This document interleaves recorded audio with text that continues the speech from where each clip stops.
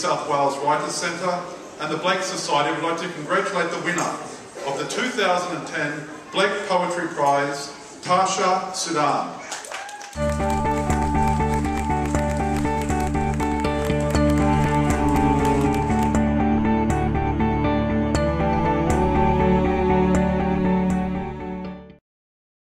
That night, I imagine, underneath my eyelids, I saw him. The lamplight on his hair shining like black lacquer, the sump smell of his scalp. He bends over me in this vision.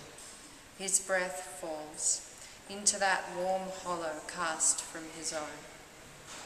I make of my throat a well to house the falling pebble.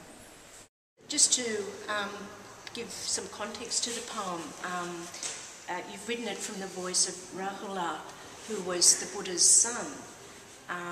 And for those that know the story of the Buddha left his wife and son, who was quite small, and his life in the palace to go wandering around India in search of enlightenment. And I found in your poem it's an incredibly tender poem, and it's written from the point of view of Rahula, who's in a sense mourning the loss of his father. So there's an element of, grief and abandonment. Did you want to say anything about that?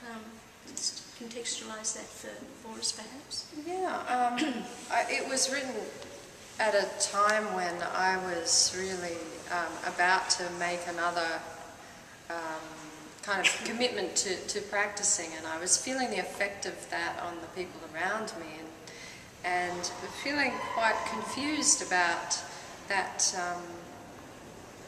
And something I still feel, and I'm very much feeling at the moment, is that when you deeply ask spiritual questions, you're also asking a lot of the people around you. And that was kind of the space the poem arose from. Is it actually okay to go off and follow your heart and, explore truth at the expense of the people around you? And I think that was the question of the poem, really. It's like, what is too great a cost?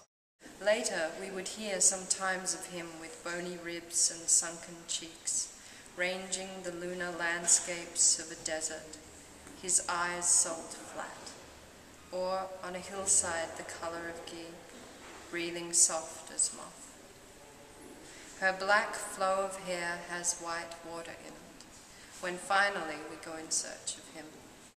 And so I studied journalism, radio journalism, and I studied writing, and I felt quite disillusioned by the end of my degree. That wasn't the answer, so I threw it all away, moved to the country, and continued to ask that question of what does it mean to live? Like, what is life for? And it was a very conscious question in my heart for as long as I can remember. It wasn't in the country either, so I travelled around the world for a while, and I ended up in Japan and lived there for some time. And while in Japan, I encountered Buddhism and Zen Buddhism practice, and that became then the focus of my life. And so now I'm living back in Japan in a Zen monastery. And concurrent with this trajectory has been the writing of my experience. It's been a large part of my life. So writing I've never been able to really reconcile with the rest of my life completely harmoniously. It's been this compulsion to write, but also this compulsion to live in a very directly spiritual life.